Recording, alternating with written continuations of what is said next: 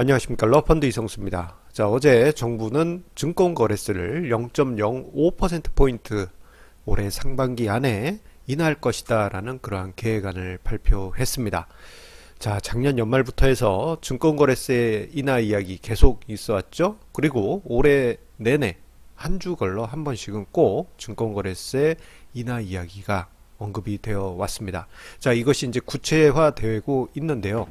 자, 이렇게 증권거래세율이 인하되게 되면은 같이 따라오는 것이 있죠. 예, 주식양도세. 주식양도세가 같이 따라오게 됩니다. 현재까지는 상장 주식이 대주주 요건에 해당돼야지만 양도세가 과세되지만 이제 만약에 증권거래세율이 인하되고 단계적으로 상장 주식 양도세가 단계적으로 일반 소액 주주들에게까지 확대되게 될 경우에는 자, 이 증권거래세 폐지, 주식 양도세 전면 시행 요 과정으로 가게 됩니다. 자, 한편으로는 불편할 수도 있고 한편으로는 속 시원할 수도 있는 이번 주식 관련한 세제안인데요. 중요한 것은 이 계기로 해서 중요한 변화의 첫걸음이 시작된다라는데 아주 중요한 의미를 저는 두고 있습니다. 자, 어제 문재인 대통령께서 혁신금융비전 선포식에서 이 증권거래세 단계적 인하 이야기를 언급을 했습니다. 자, 증권거래세를 단계적으로 축소해 가고 뭐 금융제도 및 금융세제 관련한 부분도 선진화하겠다라는 그런 계획안을 발표를 했는데요. 자, 증권거래세를 상반기 중에 0.05%포인트 인하할 것이다 라는 그러한 발언을 했다 합니다. 자, 그런데요, 요 부분에 관해서 뉴스 매체들은 뭐 0.05%포인트 이거 뭐냐, 뭐 애들 장난하는 거냐, 뭐 이런 식으로 헤드라인을 잡았어요. 그랬더니 많은 분들이 0.05%포인트 인하하는 게 별거 아닌 것으로 그렇게 생각하시는데 저는 오히려 다른 관점에서 생각했습니다. 왜냐? 증권거래세는 현재 0.3%지 않습니까? 그런데 이 중 0.05%를 인하하게 되면은 실질적으로는 증권거래세가 17% 인하되게 되는 겁니다. 예. 단계적으로 인하되는 과정에서 일단 첫 단추 17% 인하인 것이죠. 이게 이제 단위에 따른 착시 현상이라 할 수 있겠어요. 마치 이런 거랑 비슷합니다. 우리가 뭐 몸에 좋은 약을 먹을 때, 자, 어떤 약이 만약에 좋은 성분이 1g 들어 있습니다. 그러면은 어이구 뭐 별거 안 들어 있네 라고 생각하지만 1000mg이라고 써 있으면 왠지 모르게 엄청난 양이 들어있는 것처럼 느껴지게 되죠. 마치 이런 거랑 비슷합니다. 제가 먹고 있는 비타민에도 보면 이거 번쩍번쩍한데요. 예, 비타민C 1000mg 그렇게 써 있는데 이게 단위의 착각입니다. 예, 0.05%포인트 절대 작은 수치 아니다. 단계적으로 인하해가는 그 과정에서 첫 단추 채워지는 과정이다라고 그렇게 말씀드릴 수 있겠습니다. 자, 이게 왜 첫 단추로 평가를 내릴 수 있냐면요. 자, 이미 국회에 상정된 법안에서 거의 비슷한 규모의 단계적 축소안이 제시되었기 때문이에요. 자, 국회에 상정되어 있는 증권거래세 폐지와 주식 양도세 관련한 세제 개편안 내용을 보게 되면요. 2020년에 2020년에 0.06%포인트 인하하는 것으로 예정되어 있었습니다. 그래서 매년 0.06%포인트씩 인하해서 5년 차 될 때, 그때가 2024년입니다. 그때 주식 증권거래세를 완전 폐지하겠다라는 계획안입니다. 그런데요, 우리가 여기서 한 가지 짚고 넘어갈 게 있어요. 요 안은 2020년부터 해서 시작되는 겁니다. 그런데 앞서서 문재인 대통령과 정부는 올해 상반기 안에 0.05%포인트 증권거래세를 인하하겠다라고 언급을 했어요. 자, 그렇다면 우리가 여기서 향후 주식 관련한 세제가 어떻게 변해갈지 그림을 그릴 수가 있죠.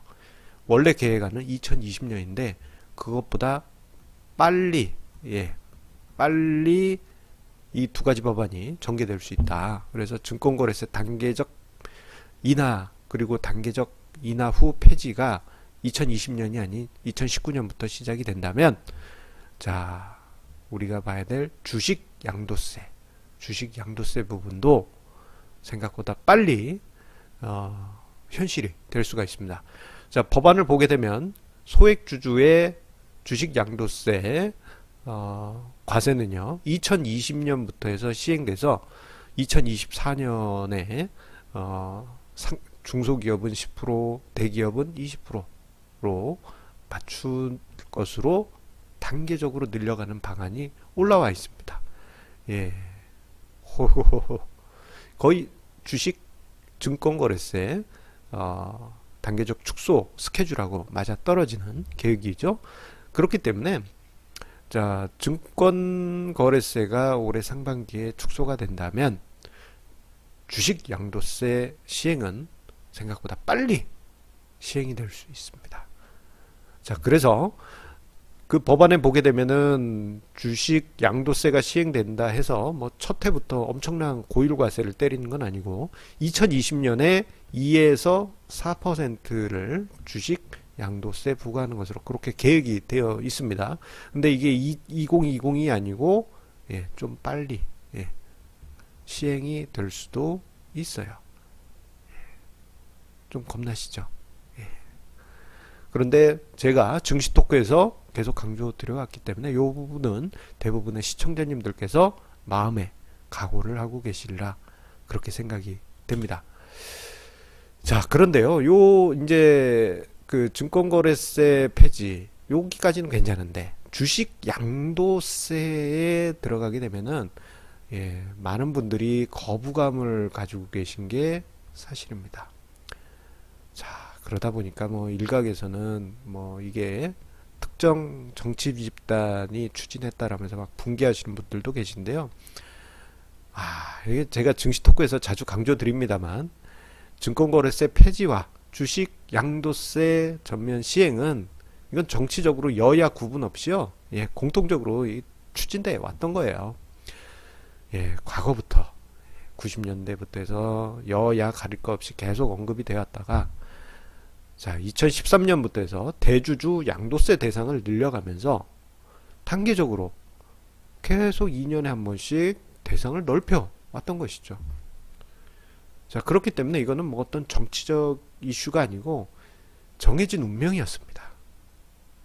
자, 그런데 아이러니하게도 이제 주식 양도세 때문에 개인 투자자분들이 이제 좀 불편하신 분들이 있잖아요. 그런데 요 이야기는 오히려 20년 전인 2000년 IT 버블이 붕괴된 직후에 개인 투자자분들이 먼저 강하게 요청했었습니다. 개인 투자자가. 자, 좀 지금 생각하면 아이러니하죠. 자, 어떤 일이 있었느냐. 20년 전에는 정말 엄청난 증권 포털 사이트였습니다. 지금은 이제 좀 많이 그 세력이 그 규모가 약해졌지만 증권 포털 사이트 P사, 예, 유명한 사이트입니다. 아시는 분, 예, 뭐 요즘도 이제 사이트가 잘 운영되고 있으니까 아시는 분들은 아실 거예요. 팍스넷이라고. 예, 그쪽에 이제 개인 투자자 연합이 있었는데 이분들이 증권거래세를 폐지하자, 그리고 주식 양도세 아싸리 시행하자, 그렇게 이야기를 하고 주장하고 실제 정치적 행동까지도 나간 것으로 알고 있습니다. 왜냐하면 그때 당시 IT 버블 깨지면서 시장이 붕괴되고 개인 투자자분들이 엄청난 손실을 본 와중에 증권거래세를 내야 되다 보니까 이것이 정말 불편하게 느껴지셨던 것이죠. 그에 반해서 소위 작전 세력이니 큰손이니 이런 사람들은 엄청난 주식 차익을 냈음에도 불구하고 주식 양도세를 내지 않는 현실을 보고 제도를 바꾸자, 그런 이야기를 개인 투자자들이 먼저 언급을 했습니다. 20여 년 만에 그 제안들은 현실로 이제 정해진 운명으로 착착착 다가오고 있어요. 자, 그렇기 때문에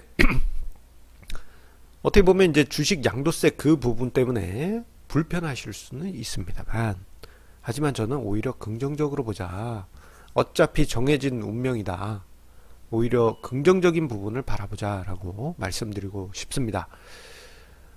왜냐하면 이건 2013년부터 해서 주식 대주주 요건이 확대되면서 그냥 일반 개인 투자자도 주식 양도세 대상이 되는 분들이 많이 늘었습니다, 이미.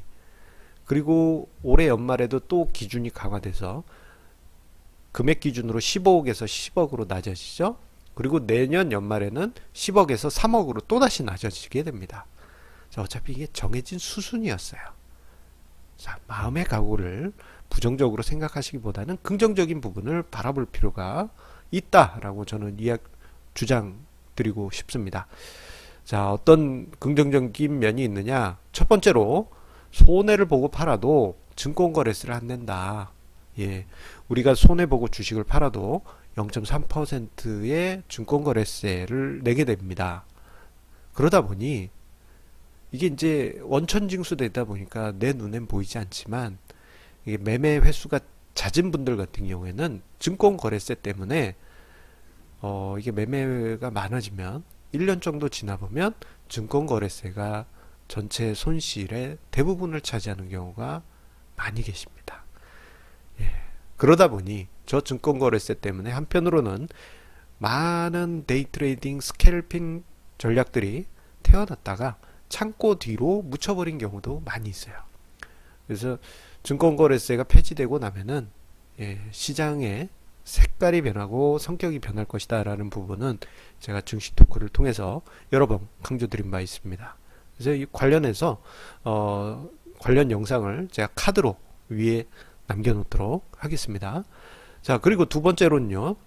자, 주식 양도세 이 부분이 불편하잖아요. 그런데 자, 손익이 통산되는 긍정적인 효과, 그리고 손실이 발생하면 이월되는 효과가 법안에 있습니다.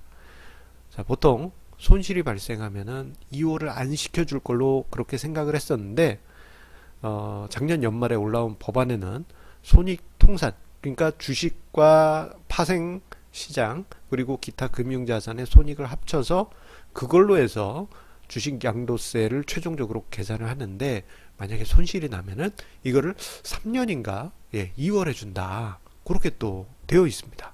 자, 이렇게 되면요, 자, 개인 투자자분 중에 똑똑하신 분들은 파생이나 기타 금융자산하고 결합해서 정말 다양한 전략들을 만드실 수 있을 것입니다. 그리고 좀 억울한 상황도 발생하지 않겠죠. 자, 그리고 세 번째로 비합리적인 금융상품 관련한 세제 또한 선진화 시켜달라라는 그러한 요구가 늘어날 것입니다. 이게 무슨 말이냐? 자, 국내 ETF인데 해외 시장 관련한 국내에서 발행된 ETF가 있다라고 가정해 보겠습니다. 근데 이걸 이제 우리가 투자해서 엄청난 수익을 냈다. 그러면 그게 배당 이자 소득세가 됩니다. 지금은 좀 당혹스럽죠. 왜냐? 해외 지수 관련한 ETF인데 국내 ETF, 국내에 상장된 ETF에 투자했다 해서 배당 이자 소득세를 내게 되면, 이게 어설프게 금액이 넘어가게 되면요, 금융소득 종합과세가 됩니다. 이거 정말 당혹스러운 일입니다. 이건 비합리적인 것이죠. 그래서 금융회사들도 요 관련해 가지고 계속 로비와 압박을 가하고 있기 때문에 주식 양도세 시행 그리고 증권거래세 폐지, 이 과정이 전개되면 비합리적인 금융상품 세제도 선진화될 것이다, 그렇게 보여집니다. 마지막으로 저는 이 부분이 무엇보다도 중요하다고 생각이 됩니다. 주식 투자자 입장에서는 입지가 강화된다. 자, 지금 생각하면요, 지금 현재 보면 내가 주식 투자자요 라고 이야기를 하면 많은 일반 사람들은 저 도박꾼 뭐 이런 식으로 봐요. 분명 우리는 주식을 매매하면서 증권거래세 0.3%를 냅니다. 이게 솔찬한 금액임에도 불구하고 사람들한테는 무시를 받고 있어요. 그리고 또 만약에 그런 어택을 받았다 그러면요, 이게 원청지수로 증권거래세를 떼다 보니까 본인이 세금을 낸지도 몰라요. 그러다 보면 맞아, 나 세금 안 내고 있어, 주식으로, 이렇게 생각하시는 분들도 계십니다. 예, 그건 말이 안 되죠. 하지만 주식 양도세가 일반 소액 투자자들도 내게 될 경우, 당당하게 나는 주식 양도세를 낸 사람이다 라는 그런 당당한 입장에 서게 되고요. 요것은 이제 실감나지 않으시겠지만, 부동산 투자하신 분들은 주식 양도세 이야기 때문에 막 사람들한테 골치 아파 이렇게 이야기를 하지만, 주변 사람들은 부러워하잖아요. 그러면서 역시 부동산 짱이야 뭐 이렇게 결론이 나지 않습니까? 주식 투자도 나중에 그런 일들이 많이 늘어나게 될 겁니다. 주식 양도세 때문에 고민이야.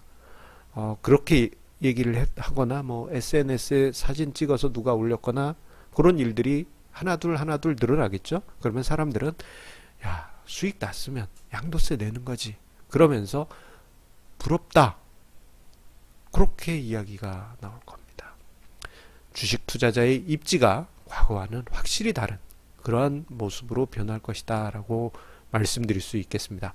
증권거래세 단계적 인하 그리고 주식 양도세 단계적 도입은 향후 2025년 이내에 우리나라 금융시장에 엄청난 변화를 만들게 될 큰 변수입니다.